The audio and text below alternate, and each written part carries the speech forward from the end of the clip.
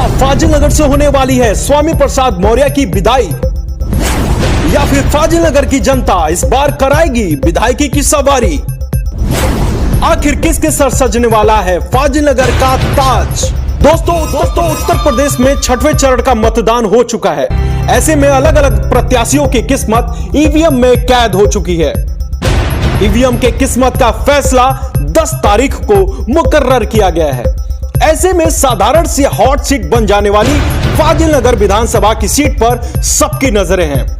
और वो हो भी क्यों नहीं, वहां से पडरौना से भाजपा के रह चुके विधायक, पूर्व मंत्री और बागी नेता स्वामी प्रसाद मौर्य जो चुनाव लड़ रहे हैं। स्वामी प्रसाद मौर्य के भाजपा छोड़कर सपा में जाने के बाद से कुशीनगर के लोगों को लगने लगा कि स्वामी प्रसाद मौर्य अब कुशीनगर छोड़कर कहीं और से चुनाव लड़ेंगे, या फिर कहीं ऐसा तो नहीं कि उनका मुकाबला पडरौना के आरपीएन सिंह से रहेगा।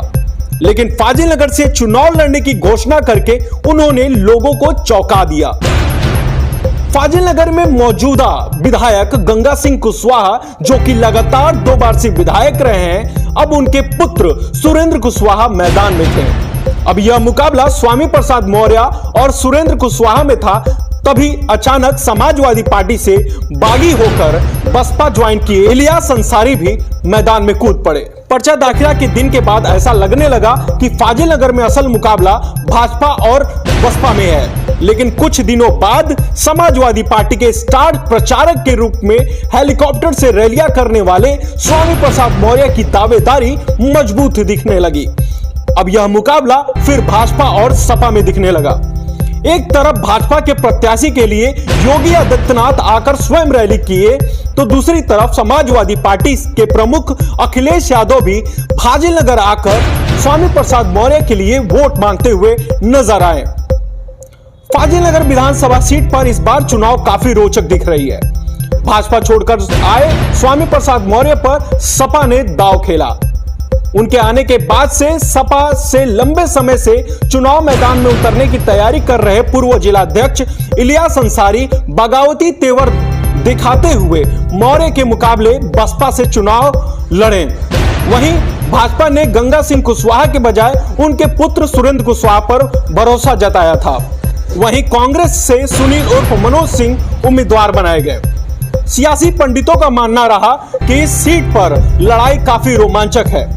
ऐसे में अप्रत्याशित नतीजे भी आ सकते हैं। बहरहाल सपा और भाजपा के शीर्ष नेता प्रतिष्ठा का सवाल बनी इस सीट को जीतने के लिए एड़ी चोटी का जोर लगाए पड़े हैं। आपको बता दें कि यह सीट कुशवाहा बिरादरी के प्रभाव वाली मानी जाती है। इसके अलावा पिछड़ी जाति, चनऊ व अल्पसंख्यकों का भी अच्छा खासा प्रभाव यहां पर दिखता है। स्वामी प्रसाद मौर्य और सुरेंद्र कुशवाहा में बिरादरी के वोटों में ज्यादा से ज्यादा अपने पाले में खींचने की रस्साकसी चल रही थी। वहीं इलियास अंसारी मुस्लिम मतदाताओं को लामबंद करने की कोशिश कर रहे थे। कांग्रेस ने सुनील उर्फ मनोज सिंह को चनऊ व अन्य पिछड़े और अगड़े वोटर्स को साधने के लिए मैदान में उतारा था। यह सीट भाजपा और सपा दोनों के लिए प्रतिष्ठा का सवाल बन गई थी। आइए आपको वोटों की गणित समझा देते हैं। असल में फाजिलनगर में कुल मतदाताओं की संख्या 3,98,835 है, जिसमें सबसे अधिक मुसलमान हैं जिनकी संख्या 92,000 है। वहीं एससी की बात कही जाए तो 45,000, कुशवाहा बिरादरी के 30,000 हैं। यादवों की अगर बात कही जाए तो 30,000 वोटर्स यादव के हैं। चनऊ की अगर बात कही जाए तो 33,000 है। वैश्य 22,000, ब्राह्मण 15,000, कुर्मी 10,000, गोंड बिरादरी के 15,000, निषाद 8,000, भूमियार 10,000, कमकर 10,000 और अन्य जाति के 70,000 वोटर्स फाजिलनगर में हैं। स्वामी प्रसाद मौर्य की सीट बदलने की वजह जाति समीकरण भी मानी जा रही है। फाजिलनगर में सर्वाधिक मुस्लिम मतदाता हैं, दूसरे नंबर पर कुशवाहा व ब्राह्मण मतदाता हैं। फाजिलनगर सीट समाजवादी नेता विश्वनाथ सिंह का पुराना गढ़ रहा है। अब वो वयोवृद्ध हो चुके हैं और चुनावी रेस से खुद को अलग कर चुके हैं। पडरौना से विधायक और यूपी सरकार में काबीना मंत्री रहे स्वामी प्रसाद मौर्य ने पिछले दिनों भाजपा छोड़कर सपा ज्वाइन कर ली थी और वह पडरौना से लगातार 3 बार विधायक रहे थे। उनके भाजपा छोड़ने के कुछ दिन बाद पूर्व केंद्रीय मंत्री वो पडरौना से लगातार 3 बार के विधायक रहे कुंवर आरपीएन सिंह कांग्रेस पार्टी छोड़कर भाजपा में चले गए। तभी से पडरौना की सीट पर दोनों कद्दावर नेताओं के आमने सामने की जंग के कयास लगाए जा रहे थे। फाजिल नगर में स्वामी प्रसाद मौर्य का प्रभाव का अंदाजा आप इस बात से लगा सकते हैं कि वोटिंग के एक दिन पहले तक स्वामी प्रसाद और उनकी टीम सुर्खियां बटोरी रही। वोटिंग के 3 दिन पहले उनकी पुत्री और बदायूं से सांसद संघमित्रा मौर्य के अपने पिता के लिए वोट मांगने की बात सामने आई और 2 दिन पहले भाजपा कार्यकर्ताओं के साथ तोड़फोड़ और मारपीट की खबरें आई। एक दिन पहले उनके पुत्र को पुलिस द्वारा पूछताछ की भी बातें सामने आई।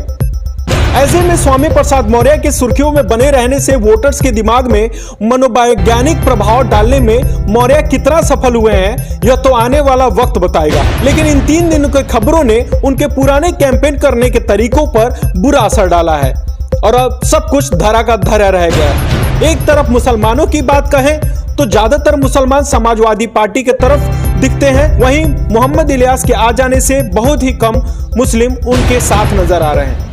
दूसरे सबसे बड़े वोटर्स कुशवाहा और चनोऊ के वोट सपा और भाजपा दोनों में पड़े हैं। वहीं कांग्रेस के प्रत्याशी मनोज सिंह तो स्थानीय थे, लोगों में उनका प्रभाव भी था, लेकिन लोग कांग्रेस पार्टी पर भरोसा करते कम नजर आए। फाजिल नगर में साइलेंट वोटर्स के तौर पर अगर महिलाओं को देखें तो गरीब वर्ग की ज्यादातर महिलाएं भाजपा को वोट की हैं। अब ऐसे में फाजिल नगर में सपा वर्सेस भाजपा का मुकाबला बहुत ही रोमांचक। कुशीनगर की हर छोटी और बड़ी खबरों को देखने के लिए कुशीनगर संवाददाता को फॉलो करना न भूलें। जय हिंद।